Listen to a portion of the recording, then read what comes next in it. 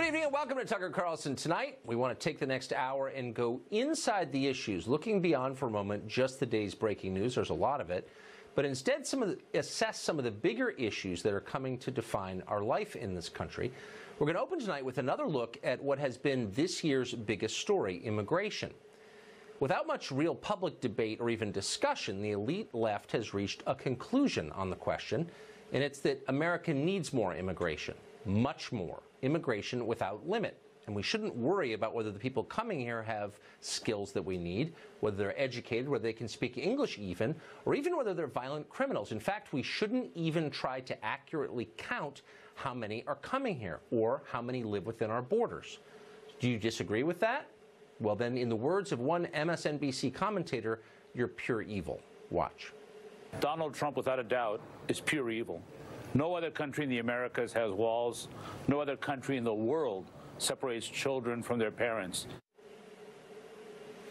Pure evil. The thing about pure evil is you can't reason with it. You can't negotiate with pure evil or reach some kind of compromise with pure evil. Pure evil can only be destroyed by force. Given that, it's not surprising that the left is now mobilizing to harass, fire, and if necessary, physically attack anyone who disagrees with them on immigration, because the other side is, again, pure evil. For example, after chasing DHS Secretary Kirstjen Nielsen out of a restaurant earlier this week in downtown Washington, activists now showed up at her home. But zoom out for a moment. Why exactly does America need more immigration? Everybody says it does, but do we really? Does more immigration help ordinary Americans? Does it improve the country? Or does it just enrich an elite class, the policymaking class, at the expense of everyone else? Very few people are asking that question, but one who is Michael Anton.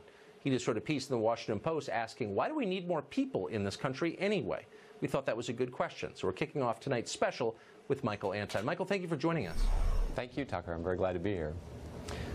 Well, I was grateful that you pulled back a little bit and asked the macro question that undergirds all of this. Do we really need a flow of more than 1 million new people into America every year? What was your conclusion? Well, my conclusion is let's look at the answers that people give for why and examine them, and they don't really bear close examination. So reason number one tends to be we need them we need workers. We have all these jobs, we need workers. And that sounds kind of plausible when we have a low unemployment rate for the first time in a long time. But remember, that low unemployment rate is an achievement of the Trump economy coming after 20 years of wage stagnation and even wage declines for working and middle-class Americans. So I remember the 90s when the Clinton administration were seeking tight labor markets, and their argument was, if we have tight labor markets, wages are going to go up for the core Democratic constituencies, working people. Democrats don't care about that anymore because they're not the party of labor anymore. They're the party of oligarchs, essentially, and they like more immigrants because they want to push wages down. So the jobs argument doesn't really hold up. Another argument is people will say, well, we need more immigrants because of declining birth rates and in particular to fix Social Security or our entitlements. That doesn't really hold up because by that logic, you'd have to say, you know, workers will always have to outnumber retirees, which means population growth forever, which means what's the upper limit on the U.S. population? We're now at over 300 million, 320, 330 million. 500 million, a billion? They don't want to answer that question. They just want to say, no, we have to keep doing what we're doing, no examination possible. It's really kind of crazy, honestly, that we can't have this debate. Let me pause you there. So when people say that we need more immigrants to float our social safety net, what they're really saying is our social safety net is a Ponzi scheme, and that the people at the end of it are going to get shafted, right? It's not sustainable without an endless flow of poor people. In 1967, a Nobel Prize-winning economist, who had not yet won the Nobel Prize, but would later, explicitly called Social Security a Ponzi scheme, and he meant it as a compliment. Because his assumption, this is the mid-60s with a booming economy and a growing population, he said the greatest Ponzi scheme ever devised is a growing country. So the assumption is the country's just going to grow forever. That includes population. I don't know about you, but I find a lot of parts of the country are pretty crowded as it is. Traffic's really bad. Housing prices are very high. Why do we want to make it more crowded, housing prices more expensive, school systems more stressed? I never hear a very good or convincing answer to that. Well, I don't hear the argument actually at all. I don't hear an argument about immigration. What I hear, and you pointed this out, I thought, really well in your piece, I hear not a policy debate, but a religious argument. If you're for the side that I'm taking, you're a good person. If you're against it, you're a bad person, or pure evil, as they say on MSNBC. Right. I think people, they try to make the point that America has been welcoming in the past. Previous waves of immigration have served America well, and there's a lot of truth to that. There was a time when America made humongous acquisitions of land, and our political leaders in the past thought that they needed more people to help go settle and farm that land. That made sense. There was a time during the Industrial Revolution when factories were booming and business was expanding at a rate that exceeded the ability of the present population to fill those jobs. Yes. And we welcomed a lot of immigrants in the late 19th and early 20th centuries. There's a rationale for that at those times. What's the rationale now? Those two filling up the land, that doesn't hold anymore. You're right. The frontier was declared closed by the federal government in the late 1800s. So, I mean, where do we...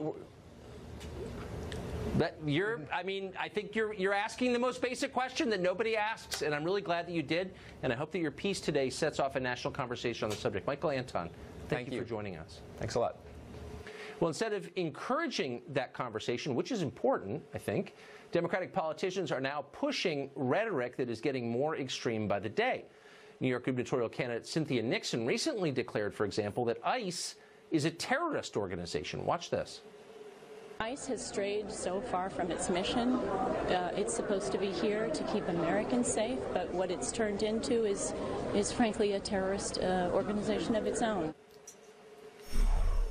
Jumaane Williams is a New York City councilman. He's running for lieutenant governor of New York State and could share a ticket potentially with Cynthia Nixon. He joins us tonight for our special. Mr. Williams, thanks a lot for coming on. I appreciate it. Thanks for having me. So let's start with being honest about one thing that I think Michael Anton is right about.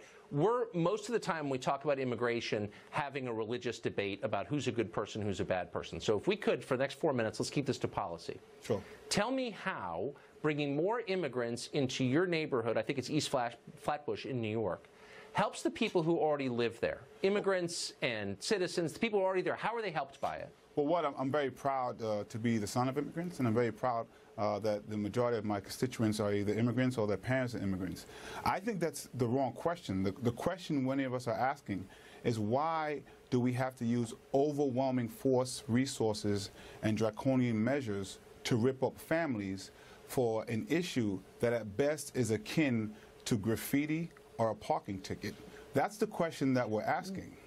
Well, but I'm not sure that it is, and that's why and I think you're asking a fair question, but let's get to the deeper question, which is, why is our current immigration system good for the people who already live here? So if we decide, for example, that mass immigration and mass illegal immigration hurts Americans, then it's worth being pretty tough, I would say, on the border. So why don't you explain to me why the people of East Flatbush who are dealing with overcrowded schools, who are dealing with public transportation that's falling apart, that are dealing with rising rents that are making them move, how do they benefit from more immigrants living there? Well, again, I actually still believe that immigrants to this country have and still do benefit this country. The reason I'm trying to flip back is because even if I conceded to your argument, let's pretend that somehow it's harmful. How harmful is it? Is it worth spending? Well, I'm not actually making an argument. Sure. I'm asking you a question, which is the most simple and most basic, the foundational question.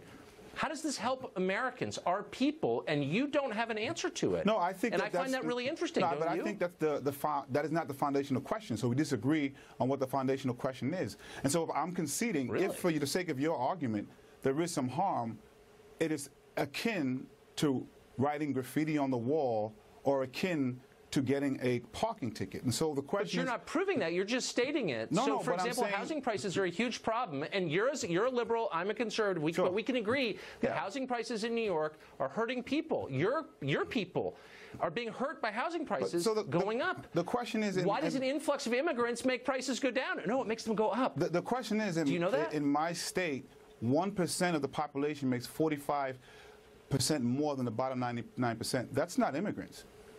We have more millionaires and billionaires that came out of the recession than before. That's not immigrants. Black people came into the recession with the least amount of wealth, and they lost the most. Those aren't immigrants. That's true. we're going to... No, but you're absolutely right, and I actually think it's a huge problem. But let me ask you this. Who supports mass immigration more?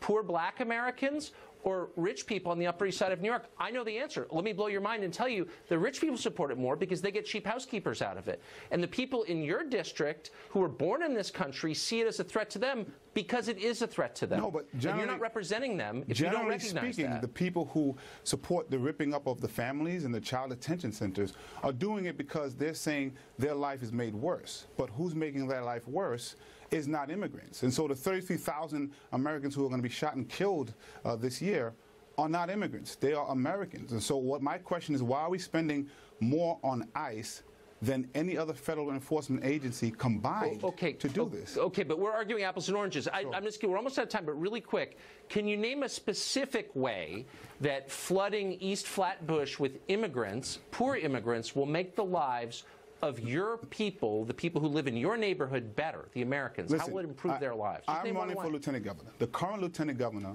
has said that she would turn people over to ICE. And so she kind of leans toward you when it comes to immigration.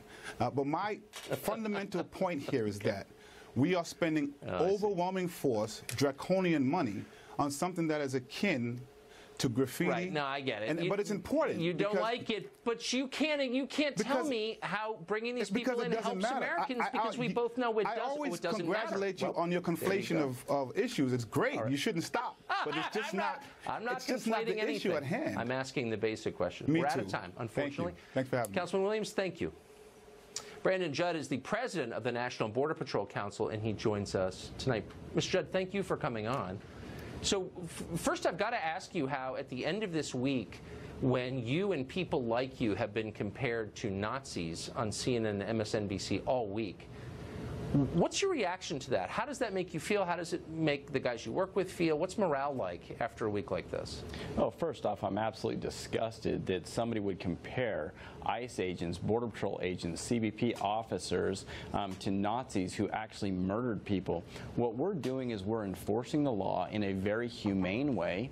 We're doing it the way Congress asked us to do it, and we're doing it in an effort to protect this country and to protect those citizens in the United States. Look, I've met with the Angel Moms. I'm grateful that President Trump met with the Angel Moms today, and to hear their stories and to find out how horrible that they feel because they're really ripped apart is pathetic. To think that people in our own country would disparage their law enforcement officers and agents that are only trying to help them.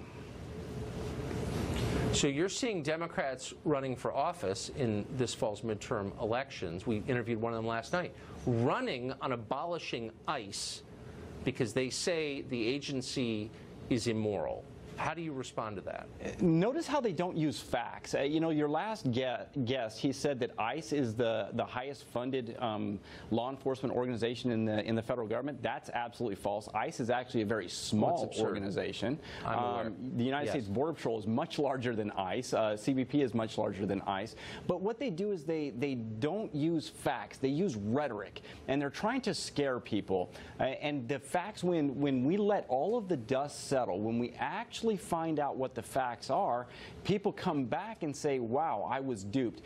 After this week is over, after all of this this outcry of what's going on, once this week is over and everything, the waters are less muddy and people take a look back and see what was really happening, they're going to say, I was duped, and they're going to come right back to the Republicans, and thank goodness they're going to.